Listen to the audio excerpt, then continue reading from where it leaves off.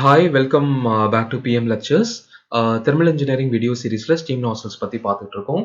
போன லெக்சரில் வந்து கண்டிஷன் ஃபார் மேக்ஸிமம் டிஸ்சார்ஜ், அதாவது ஒரு ஸ்டீம் நாசலில் மேக்ஸிமம் டிஸ்சார்ஜ் எப்போ வந்து அமையும், அதோட கண்டிஷன்ஸ் என்ன அப்படின்னு சொல்லிட்டு பார்த்தோம். அதை எப்படி எக்ஸ்பிரஸ் பண்ணுறது அப்படிங்கிறத டெரிவேஷனில் வந்து பார்த்தோம். இந்த லெக்சரில் நம்ம என்ன பார்க்க போகிறோம் அப்படின்னா, ஸ்டீம் நாசலோட எஃபிஷியன்சி வந்து எப்படி எக்ஸ்பிரஸ் பண்ணுறது அப்படிங்கிறத வந்து பார்க்க போகிறோம். அண்ட் ஃப்ரிக்ஷன் எப்படி எல்லாம் வந்து ஒரு நாசிலை வந்து அஃபெக்ட் பண்ணுது, அதனால எஃபிஷியன்சி வந்து எப்படி சேஞ்ச் ஆகுது அப்படிங்கிறத இந்த லெக்சரில் வந்து பார்க்க போகிறோம். சரிங்களா? இப்போ லெக்சர் போகலாம். ஓகே, நாசில் எஃபிஷியன்சி. அதாவது நம்ம ஒரு நாசில் வந்து ஸ்டடி பண்ணும்போது நம்ம என்னென்ன அசியூம் பண்ணியிருக்கோம் அப்படின்னா, ஒரு அடியபேட்டிக் நாசில். ஓகே, ஒரு adiabatic nozzle and isentropic process நடக்கிற மாதிரியான ஒரு நாசில். அதாவது இந்த நாசிலில் வந்து என்ன இருக்காது அப்படின்னு சொல்லி நம்ம அசம்ஷன்ஸ் வந்து எடுத்துக்கிறோம் அப்படின்னா, ஃப்ரிக்ஷன் இருக்காது அப்படின்னு சொல்லி ஸ்டார்டிங்லேயே ஒரு அசம்ஷன் வந்து எடுத்திருக்கோம். ஆனால் ஒருவேளை ஃப்ரிக்ஷன் வந்து இதில் வந்து ஆட் ஆச்சு அப்படின்னா இதில் என்ன மாதிரியான டிஃப்ரென்ஸ் எல்லாம் இருக்கும், எப்படி வந்து ஒரு நாசிலோட எஃபிஷியன்சி வந்து நம்ம கால்குலேட் பண்ணுறது அப்படிங்கிறது தான் இதில் வந்து பார்க்க போகிறோம். சரிங்களா? ஸோ ஒரு ஸ்டீம் வந்து நாசிலில் வந்து ஃப்ளோ ஆகும்போது அதோட ஃபைனல் வெலாசிட்டி நம்ம பொறுத்தவரையில் எப்போவுமே வந்து ஃபைனல் வெலாசிட்டி வந்து அதிகமாகணும் அண்ட் ப்ரெஷர் வந்து கம்மியாகணும். ப்ரெஷர் ட்ராப் ஆகும்போது ஃபைனல் வெலாசிட்டி வந்து நமக்கு என்ன ஆயிருக்கணும் அப்படின்னா இன்க்ரீஸ் ஆயிருக்கணும். ஆனால் சில சமயங்களில் நமக்கு என்ன தெரியுது அப்படின்னா, இந்த ஃபைனல் வெலாசிட்டி வந்து நமக்கு வந்து ரெடியூஸ் ஆகுது, கம்மி ஆகுது. ஏன் இந்த ஃபைனல் வெலாசிட்டி வந்து கம்மி ஆகுது? Okay, though we are having pressure drop இருந்தும் கூட வந்து நமக்கு இந்த ஃபைனல் வெலாசிட்டி வந்து ரெடியூஸ் ஆகுது அப்படின்னா அதுக்கு என்ன ரீசன்ஸ் அப்படின்னு சொல்லிட்டு நம்ம வந்து பார்க்கணும். ஸோ ஃபர்ஸ்ட் ரீசன் வந்து என்ன அப்படின்னு சொல்லி பார்த்தீங்கன்னா, friction between the nozzle surface and the steam. அதாவது நாசலுடைய சர்ஃபேஸுக்கும் ஸ்டீமுக்கும் வந்து ஒரு உராய்வு ஏற்பட்டுச்சுன்னா, ஒரு ஃப்ரிக்ஷன் வந்து ஏற்படுறதுனால நமக்கு வெலாசிட்டி வந்து கம்மியாகிறதுக்கான சான்சஸ் இருக்குன்னு வந்து சொல்றாங்க. அதாவது ஃபர்ஸ்ட் பாயிண்ட் என்ன அப்படின்னா, நாசிலுடைய உள்ள இருக்கக்கூடிய சர்ஃபேஸ், அந்த சர்ஃபேஸ்க்கும் ஸ்டீமுக்கும் நடுவில் ஃப்ரிக்ஷன் ஏற்பட்டுச்சு அப்படின்னா நமக்கு வெலாசிட்டி வந்து ரெடியூஸ் ஆகும். ரெண்டாவது வந்து பார்த்தீங்க அப்படின்னா இன்டர்னல் ஃப்ளூயிட் ஃப்ரிக்ஷன். அதாவது ஸ்டீமுக்குள்ளேயே வந்து ஃப்ளூயிட் ஃப்ரிக்ஷன் வந்து இருந்ததுன்னா, அந்த ஸ்டீமில் இருக்கக்கூடிய மாலிக்யூல்ஸில் வந்து இன்டர்னல் ஃப்ளூயிட் ஃப்ரிக்ஷன் இருந்துச்சு அப்படின்னாலும் நமக்கு வெலாசிட்டி வந்து ரெடியூஸ் ஆகும். அதுக்கப்புறம் வந்து உள்ளே ஏற்படக்கூடிய அதிர்வலைகள், அதாவது ஷாக்ஸ். இந்த ஷாக்ஸ்னாலே வந்து நமக்கு என்ன ஆகும் அப்படின்னா வெலாசிட்டி வந்து ரெடியூஸ் ஆகும் அப்படின்னு சொல்லிட்டு சொல்கிறாங்க.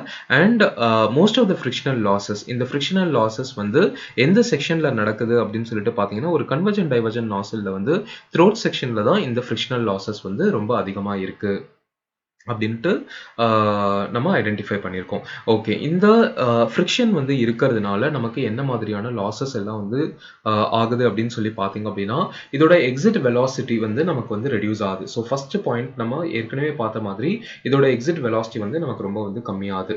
ஓகே, இந்த எக்ஸிட் வெலாசிட்டி ஏன் வந்து நமக்கு வந்து கம்மியாகுது அப்படின்னு சொல்லிட்டு பார்த்தீங்க அப்படின்னா, இந்த எக்ஸ்பான்ஷன் வந்து it is no more isentropic. இதுக்கு மேலே, அதாவது ஃப்ரிக்ஷன் ஆட் ஆனதுக்கப்புறம் இந்த எக்ஸிட் இதோட எக்ஸ்பான்ஷன் வந்து பார்த்தீங்கன்னா ஐசென்ட்ரோபிக்காக வந்து இருக்காது. சரிங்களா? ஸோ அதனால வந்து என்ன ஆகுது அப்படின்னா, என்தால்பி வந்து நமக்கு ட்ராப் ஆகிறதுக்கு பதிலாக என்தால்பி வந்து நமக்கு இன்க்ரீஸ் ஆக ஆரம்பிச்சிருது. அதாவது நமக்கு ஃப்ரிக்ஷன் ஆட் ஆகிறதுனால ஃப்ளோ வந்து ஐசென்ட்ரோபிக்காக வந்து இருக்க போகிறதில்ல, அதாவது கான்ஸ்டன்ட் என்ட்ரோபியில் வந்து இருக்க போகிறதில்ல, ஹீட் வந்து கொஞ்சம் ஆடப் ஆக போகுது. அப்படி ஹீட் ஆடப் ஆகிறதுனால என்தால்பி ட்ராப் ஆகாமல் நமக்கு என்ன ஆகுது அப்படின்னா என்தால்பி வந்து இன்க்ரீஸ் ஆகுது. சரிங்களா? ஸோ எப்போ வந்து நமக்கு இதோட ப்ரீவியஸ் லெக்சரில் நம்ம வந்து பார்த்தோம், அதாவது என்தால்பி வந்து ட்ராப் ஆச்சு அப்படின்னா நமக்கு கைனடிக் எனர்ஜி வந்து இன்க்ரீஸ் ஆகும். கைனடிக் எனர்ஜி இன்க்ரீஸ் ஆச்சுன்னா தான் நமக்கு மாஸ் ஃப்ளோ ரேட் வந்து இன்க்ரீஸ் ஆகும், நம்மளோட வெலாசிட்டி வந்து இன்க்ரீஸ் ஆகும். ஸோ நமக்கு என்தால்பி வந்து எப்போ இன்க்ரீஸ் ஆக ஆரம்பிக்குதோ குவைட் நேச்சுரலி இதோட வெலாசிட்டியும் வந்து பார்த்தீங்க அப்படின்னா நமக்கு டிக்ரீஸ் ஆக ஆரம்பிச்சிடும். ஸோ இது வந்து ஃபர்ஸ்ட் எஃபெக்ட். செகண்ட் வந்து என்னன்னு சொல்லிட்டு பார்த்தீங்க அப்படின்னா, இதோட final dryness fraction of the steam வந்து இன்க்ரீஸ் ஆகுது. அதாவது இந்த ஸ்டீமோட ட்ரைனஸ் ஃப்ராக்ஷன் வந்து பார்த்தீங்க அப்படின்னா எக்ஸிட்ல வரும்போது இன்க்ரீஸ் ஆயிருக்கு. ஏன் இன்க்ரீஸ் ஆகுதுன்னு பார்த்தீங்கன்னா, ஃப்ரிக்ஷன் இருக்கிறதுனால ஹீட் வந்து உள்ள வந்து ஆடப் ஆகுது. ஸோ அந்த பார்ட் ஆஃப் கைனடிக் எனர்ஜி எது வந்து நமக்கு வந்து ஒரு வெலாசிட்டியை வந்து இன்க்ரீஸ் பண்ணி தரணுமோ அந்த கைனடிக் எனர்ஜி வந்து என்ன ஆயிடுது அப்படின்னா ஹீட்டா வந்து கன்வெர்ட் ஆகுது. அந்த ஹீட் அந்த ஹீட் வந்து ஸ்டீம்னால அப்சர்வ் ஆயிடுது. அதனால நமக்கு என்ன ஆயிடுதுன்னா அதோட ட்ரைனஸ் ஃப்ராக்ஷன் வந்து இன்க்ரீஸ் ஆகுது. சரிங்களா? ஸோ ஒரு ஸ்டீம்க்கு ஃப்ரிக்ஷன் வந்து ஆட் அப் ஆகும்போது என்ன ஆகுதுன்னா அதோட கைனெட்டிக் எனர்ஜி வந்து ஹீட்டாக வந்து கன்வெர்ட் ஆகுது. அந்த ஹீட் ஸ்டீம் அப்சர்வ் பண்ணிக்கிறதுனால நமக்கு என்ன ஆகுது அப்படின்னா அதோட ட்ரைனஸ் ஃப்ராக்ஷன் வந்து increase ஆகுது. அண்ட் லாஸ்ட் கட்டாயமா வந்து நமக்கு இது வந்து நமக்கு தெரியும், specific volume of the steam gets increase because of frictional reheating. ஒரு ரீஹீட்டிங் நடக்கிறதுனால குவைட் நேச்சுரலி அதோட வால்யூம் வந்து இன்க்ரீஸ் தான் ஆகும், எக்ஸ்பேண்ட் ஆகுது. ஸோ அதனால ரீஹீட்டிங் நடக்கிறதுனால அதோட வால்யூம் வந்து இன்க்ரீஸ் ஆகுது. சரிங்களா? ஸோ இங்கே வந்து நம்ம இந்த ஹெச்எஸ் டயக்ராமில் என்ன நடக்குது அப்படின்னு சொல்லிட்டு பார்ப்போம். இந்த ஹெச்எஸ் டயக்ராமில் பாயிண்ட் நம்பர் 1 இது வந்து எக்ஸிட் கண்டிஷன். ஓகே, ஸோ இதுதான் வந்து என்னென்னா வெலாசிட்டி, இனிஷியல் வெலாசிட்டியில் ஸ்டீம் வந்து உள்ளே பாஸ் ஆகுது. அண்ட் நமக்கு வந்து என்ன அப்படின்னா இந்த கொடுத்துருக்க ப்ரெஷருக்கு பாயிண்ட் நம்பர் ஏ இது வந்து இனிஷியலி கிவன் ப்ரெஷர். ஸோ இந்த ப்ரெஷருக்கு இந்த எக்ஸாம்பிளுக்கு நம்ம வந்து எடுத்துக்கிட்டோம் அப்படின்னா இது வந்து ஒரு ட்ரை சேச்சுரேட்டட் லைனில் இருக்குது. அதாவது எக்ஸாக்டாக வந்து பார்த்தீங்க அப்படின்னா ட்ரை சேச்சுரேட்டடாக வந்து இருக்குது. ஸோ பாயிண்ட் நம்பர் 1ல இருந்து நமக்கு என்ன நடக்கணும் அப்படின்னு சொல்லி பார்த்தீங்கன்னா ஒரு ஐசென்ட்ரோபிக் எக்ஸ்பான்ஷன் வந்து நடக்கணும். சரிங்களா? இப்படி நமக்கு ஐசென்ட்ரோபிக் எக்ஸ்பான்ஷன் நடந்தது அப்படின்னா மேக்ஸிமம் ப்ரெஷர் ட்ராப் வந்து நமக்கு வந்து கிடைக்கும். அதாவது மினிமம் ப்ரெஷர் ட்ராப் வந்து மேக்ஸிமம் ப்ரெஷர் வந்து நமக்கு வந்து ட்ராப் ஆகும். ஸோ அதனால நமக்கு வெலாசிட்டி வந்து இன்க்ரீஸ் ஆகும். அதாவது ப்ரெஷர் கம்மியாகி நமக்கு வந்து வெலாசிட்டி வந்து இன்க்ரீஸ் ஆகும். ஸோ இதுதான் வந்து என்ன அப்படின்னா ஒரு ஐடியல் கண்டிஷனில் நமக்கு நடக்க வேண்டிய விஷயம். ஆனால் ஃப்ரிக்ஷன் வந்து நமக்கு ஆட் ஆகும்போது என்ன ஆகும் அப்படின்னா இந்த ஐசென்ட்ரோபிக் ப்ராசஸ் வந்து நடக்காம அந்த ப்ராசஸில் இந்த ப்ராசஸ் வந்து என்ன ஆகும் அப்படின்னா ஸ்லைட்டாக டீவியேட் ஆகிட்டு இதோட ப்ரெஷர் வந்து கன்சிடரபிளாக வந்து இன்க்ரீஸ் ஆகிட்டே தான் வந்து இருக்கும். சரிங்களா? So A to B dash தான் வந்து என்னென்னா இப்போ நம்மளுடைய ப்ராசஸ் வந்து நடக்குது. ஸோ இந்த ஏ டு பி டேஷ் வந்து அசம்ஷனில் நெக்லிஜிபிளாக இருக்கிறதுனால நம்ம இதை வந்து ஏ டு சின்னு வந்து நம்ம வந்து எடுத்துக்கலாம் to identify. So A to C தான் வந்து நமக்கு ஆக்சுவலாக வந்து என்ன நடந்திருக்கு அப்படின்னா எக்ஸ்பான்ஷன் வந்து நடந்திருக்கு அப்படின்னு நம்ம வந்து எடுத்துக்கலாம். ஸோ இதோட என்தால்பி வந்து H3. சரிங்களா? ஸோ ஏ டு பி வந்து நமக்கு வந்து ஆக்சுவலாக வந்து நடக்க வேண்டியது இந்த மாதிரி நடந்திருந்தது அப்படின்னா நமக்கு மேக்ஸிமம் வெலாசிட்டி வந்து கிடைச்சிருக்கும். ஆனால் இப்போ வந்து பார்த்தீங்கன்னா நமக்கு ஏ டு பி டேஷ் வந்து டீவியேட் ஆனதுனால இதோட ப்ரெஷர் கிட்டத்தட்ட வந்து என்ன பியை விட கொஞ்சம் ஜாஸ்தி இன்க்ரீஸ் ஆகி வந்து இருக்கு. ஸோ பாயிண்ட் நம்பர் சியில் தான் நமக்கு என்னென்னா பாயிண்ட் நம்பர் சியோட நமக்கு வந்து இதோட ப்ரெஷர் ட்ராப் வந்து கம்ப்ளீட் ஆகிடுது.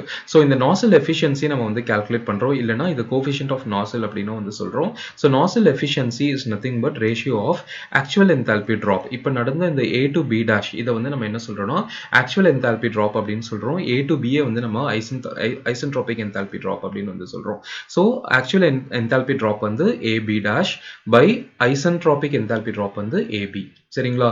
அல்லது இந்த ஏபி டேஷ்ங்கிறது கிட்டத்தட்ட வந்து ஏசிக்கு நியர்பையாக இருக்கிறதுனால we can also take it as AC by AB நம்ம வந்து எடுத்துக்கிறோம். ஸோ இதோட என்தால்பி ட்ராப் வந்து பார்த்தீங்கன்னா H1 minus H3 by H1 minus H2.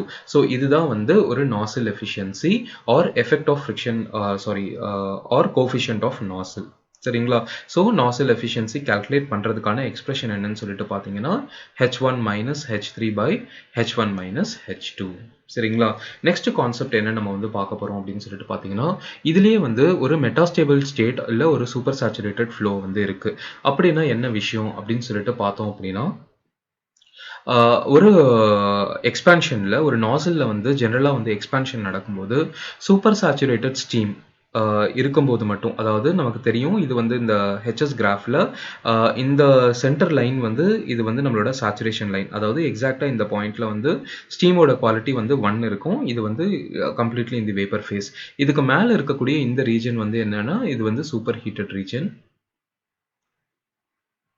So this is a superheated region and இந்த saturation லைனுக்கு கீழே இருக்கிறது வந்து என்ன அப்படின்னா இது வந்து நமக்கு ஒரு வெட் ரீஜன் அப்படின்னு நமக்கு வந்து தெரியும். அதாவது இந்த இடத்துல வந்து பார்த்தீங்கன்னா ஸ்டீம் வந்து ஆல்மோஸ்ட் வந்து வெட்டாக தான் இருக்கும். அதாவது 100% வந்து வேப்பராக இல்லாமல் வாட்டர் ப்ளஸ் வேப்பர் ரெண்டுமே வந்து மிக்ஸ்அப் ஆகியிருக்கும். ஸோ இதை வந்து நம்ம வெட் ரீஜன் அப்படின்னு வந்து சொல்கிறோம். ஸோ ஜென்ரலாக வந்து ஒரு சூப்பர் ஹீட்டட் ஸ்டீம் வந்து எக்ஸ்பேண்ட் ஆகும்போது இந்த எக்ஸ்பான்ஷனை வந்து ஸ்டடி பண்ணுறதுக்காக சூப்பர் ஹீட்டட் ஸ்டீமோட எக்ஸ்பான்ஷன் வந்து நம்ம ஸ்டடி பண்ணுறதுக்காக 1 to 5 வரைக்கும் வந்து நம்ம என்ன பண்ண போகிறோம் அப்படின்னா இதை நம்ம வந்து பிளாட் பண்ணிக்கலாம். ஸோ என்ன ஆகுது அப்படின்னு சொல்லிட்டு பார்த்தீங்க அப்படின்னா இந்த சூப்பர் ஹீட்டட் ரீஜன்லேருந்து சம்டைம்ஸ் எக்ஸ்பேண்ட் ஆகும்போது பாயிண்ட் நம்பர் 2 சேச்சுரேஷன் லைனை வந்து டச் பண்ணிட்டு அதுக்கப்புறம் அது ஃபர்தராக வந்து எக்ஸ்பேண்ட் ஆகும்போது அது என்ன ஆயிருக்கணும் அப்படின்னா வெட் ரீஜனுக்குள்ளே வந்து பாஸ் ஆகுது. ஸோ பாயிண்ட் 2 தாண்டி அது உள்ளே வரும்போது வந்து அது கண்டென்ஸ் ஆகிருக்கணும். சரிங்களா?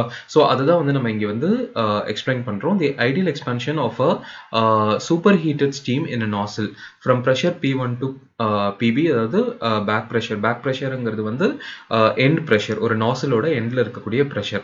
இதை வந்து நம்ம என்ன பண்ணுறோம் அப்படின்னா ஒரு மூலியர் சார்ட்டில் லைன் 1 to 5 அதில் வந்து நம்ம வந்து ரெப்ரசென்ட் பண்ணியிருக்கோம். ஸோ இந்த எக்ஸ்பான்ஷன் நடக்கும்போது during the expansion the steam in the nozzle the change of phase must occur at dry saturation line at pressure P2. அதாவது இந்த பாயிண்ட்ல வந்து என்ன நடக்கணும் அப்படின்னா ஃபேஸ் சேஞ்ச் வந்து நடக்கணும். கரெக்டா?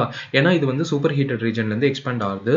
எக்ஸ்பேண்ட் ஆகி சேச்சுரேஷன் லைனுக்கு வந்து வரும்போது என்ன ஆகணும் அப்படின்னா ட்ரை ஸ்டேட்டுக்கு வந்து வந்துடணும்.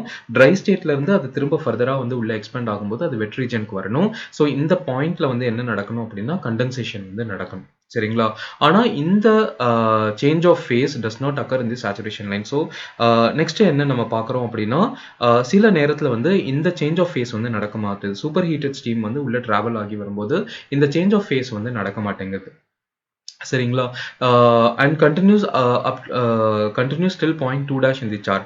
ஸோ இந்த 2ல இருந்து நமக்கு ஃபேஸ் சேஞ்ச் வந்து நடக்கணும். ஆனால் நடக்காம 2' வரைக்கும் வந்து இது வந்து ஃபர்தராக வந்து கண்டினியூ ஆகுது. சரிங்களா? இது ஏன் இப்படி கண்டினியூ ஆகுது அப்படின்னு சொல்லிட்டு பார்த்தோம் அப்படின்னா because of very short time. அதாவது ஒரு சூப்பர் சேச்சுரேட்டட் ஃப்ளோ வந்து நமக்கு வந்து நடக்கும்போது அந்த ஸ்டீம் வந்து ரொம்ப ஃபாஸ்ட்டாக வந்து ஃப்ளோ ஆகுது. நாசில்குள்ளே ரொம்ப ஃபாஸ்ட்டாக வந்து ஃப்ளோ ஆகுது. Something like about 0.001 second. So எவ்வளோ வேகத்தில் எவ்வளோ டைமில் உள்ள கிராஸ் ஆகுதுன்னா 0.001 செகண்டில் வந்து உள்ள ஃப்ளோ ஆகுது. And very high velocity. இந்த வெரி ஹை வெலாசிட்டினாலையும் ரொம்ப ஷார்ட் டைம் டியூரேஷன்னாலையும் ஆக்சுவலாக பாயிண்ட் 2ல கண்டென்சேஷன் வந்து ஸ்டார்ட் ஆகணும். அப்படி கண்டென்சேஷன் ஆக மாட்டேங்குது. சரிங்களா? ஸோ பாயிண்ட் 2' வரைக்கும் என்ன ஆகுதுன்னா அது ஃபர்தராக வந்து எக்ஸ்பேண்ட் ஆகுது. Expansion without condensation. Okay. So இது வந்து உள்ள வந்து ஃபர்தராக வந்து உள்ள எக்ஸ்பாண்ட் ஆகி உள்ள வருது. ஆனால் வந்து என்ன ஆக மாட்டேங்குது அப்படின்னா அது வந்து கண்டென்ஸ் ஆக மாட்டேங்குது. ஓகே. ஸோ இந்த ப்ரெஷர் 2' கேன் பி ஃபவுண்ட். இந்த ப்ரெஷர் இந்த 2' வந்து நம்ம எப்படி கண்டுபிடிக்கலாம் அப்படின்னா இங்கேருந்து நம்ம என்ன பண்ணுறோம் பக்கத்தில் நியர்பையில் இருக்கக்கூடிய அந்த ப்ரெஷர் லைனோட வந்து நம்ம ஒரு ஹரிசான்டல் ட்ரா பண்ணுறோம். ஸோ பாயிண்ட் நம்பர் 3 வரைக்கும் நம்ம வந்து ட்ரா பண்ணிக்கிட்டோம்னா அதுதான் வந்து என்னென்னா ப்ரெஷர். ஓகேங்களா? ஸோ த வேப்பர் பிட்வீன் இந்த பாயிண்ட் 2க்கும் பாயிண்ட் 3க்கும் நடுவில் இருக்கக்கூடிய இந்த வேப்பர், பாயிண்ட் 2க்கும் பாயிண்ட் 3க்கும் நடுவில் இருக்கக்கூடிய இந்த வேப்பரை வந்து நம்ம என்ன சொல்கிறோம் அப்படின்னா இட் இஸ் சூப்பர் சேச்சுரேட்டட்னு சொல்கிறோம். அண்ட் இந்த டைப் ஆஃப் ஃப்ளோ வந்து நம்ம என்ன சொல்கிறோம் அப்படின்னா super saturated flow or metastable flow அப்படின்னு நம்ம வந்து சொல்கிறோம். ஸோ இதில் வந்து நம்ம என்ன பண்ணுறோம் அப்படின்னா இந்த கீழே எவ்வளோ தூரம் வந்து ஆக்சுவல் சேச்சுரேஷன் லைன்லேருந்து ஒரு டீவியேஷன் ஆயிருக்கு. இந்த டீவியேஷனை வச்சு நம்ம என்ன பண்ணுறோம் அப்படின்னா ஒரு லைன் வந்து ஒரு கர்வ் வந்து நம்ம வந்து பிளாட் பண்ணுறோம். இந்த கர்வ் வந்து நம்ம என்ன சொல்றோம் அப்படின்னா வில்சன் லைன் அப்படின்னு சொல்லிட்டு இந்த லைனுக்கு வந்து பேர். இந்த லைனோட பேர் வந்து Wilson line. Just named after the person who had observe this one. யார் இதை அப்சர்வ் பண்ணினாங்களோ அவரோட நேம் பின்னாடி இதை வந்து கொடுத்துருக்காங்க. ஸோ இது வந்து this is called as the Wilson line. சரிங்களா? ஓகே. ஸோ இந்த மாதிரியான ஒரு கண்டென்சேஷன் வந்து நடக்கிறது தான் நம்ம என்ன சொல்கிறோம் அப்படின்னா metastable or super saturated flow அப்படிங்கிறது வந்து நம்ம சொல்கிறோம். ஸோ இப்படி இந்த metastable or super saturated flow நடக்கிறதுனால இதோட எஃபெக்ட்ஸ் என்னெல்லாம் இருக்கும் அப்படின்னு சொல்லிட்டு பார்த்தோம்னா இந்த dryness fraction. So first point வந்து பார்த்தீங்கன்னா எக்ஸ்பான்ஷன் வந்து சேச்சுரேட்டட் லைனை தாண்டி வரும்போது கூட வந்து ஸ்டில் அது வந்து ஸ்டீம் ஃபேஸ்லேயே வந்து இருக்குது. அதனால் அதோட ட்ரைனஸ் ஃப்ராக்ஷன் வந்து இன்க்ரீஸ் ஆகிருக்கு. ஸோ நெக்ஸ்ட் வந்து பார்த்தீங்கன்னா அதோட என்தால்பி. சின்ஸ் அதோட ட்ரைனஸ் ஃப்ராக்ஷன் இன்க்ரீஸ் ஆகிருக்கிறதுனால குவைட் நேச்சுரலி என்தால்பியும் அதிகமாக இருக்கும். அதோட வால்யூமும் வந்து என்னென்னா இன்க்ரீஸ் ஆகிருக்கும். Exit velocity quite naturally next பாயிண்ட்டில் நம்ம பார்க்கும்போது என்தால்பி இன்க்ரீஸ் ஆகிருக்கு, ஸ்பெசிஃபிக் வால்யூம் இன்க்ரீஸ் ஆகிருக்கு. அப்படின்னா நமக்கு என்ன தெரியும் அப்படின்னா இதோட எக்ஸிட் வெலாசிட்டி வந்து கட்டாயமாக வந்து குறைஞ்சிருக்கும். சரிங்களா? வெலாசிட்டி வந்து கட்டாயமாக குறைஞ்சிருக்கு. ஆனால் மாஸ் ஆஃப் ஸ்டீம் டிஸ்சார்ஜ் வந்து நமக்கு என்ன ஆகும் அப்படின்னா இன்க்ரீஸ் ஆகும். சரிங்களா?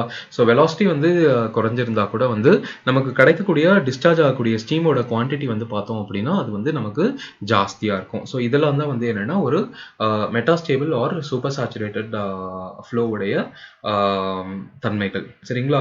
ஸோ வித் திஸ் நம்ம என்னெல்லாம் வந்து கவர் பண்ணியிருக்கோம் இந்த ஸ்டீம் நாசல் சாப்டர்ல. ஏன்னா இதோட நம்ம மேஜர் கான்செப்ட்ஸ் எல்லாமே வந்து கவர் பண்ணிட்டோம். அதாவது டைப்ஸ் ஆஃப் நாசல் வந்து நம்ம வந்து பார்த்தோம். அப்ளிகேஷன் ஆஃப் நாசல் என்னன்னு சொல்லிட்டு பார்த்தோம். எக்ஸிட் வெலாசிட்டி எப்படி கால்குலேட் பண்றது, ஒரு கொடுத்திருக்க ஸ்பெசிஃபிகேஷனுக்கு மாஸ் ஃப்ளோ வந்து எவ்வளோ இருக்கும், அதை எப்படி டிட்டர்மின் பண்றதுங்கிறது வந்து பார்த்தோம்.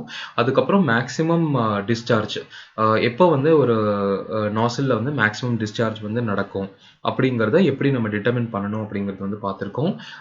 ஃப்ரிக்ஷன்னால வந்து நாசில் எஃபிஷியன்சி எப்படி சேஞ்ச் ஆகும்னு பார்த்துருக்கோம். அதுக்கப்புறம் வந்து metastable state or super saturated ஃப்ளோனா என்னன்னு சொல்லி பார்த்துருக்கோம். ஸோ நம்மளோட தெர்மல் இன்ஜினியரிங் டூவில் ஸ்டீம் நாசிலோட சிலபஸில் வந்து நமக்கு இந்த இம்பார்ட்டன்ட் கான்செப்ட்ஸ் மட்டும்தான் வந்து கவர் பண்ணியிருக்காங்க. So based on this we will see some more problem in the next lecture. Thanks for watching. Stay tuned with us. Thank you.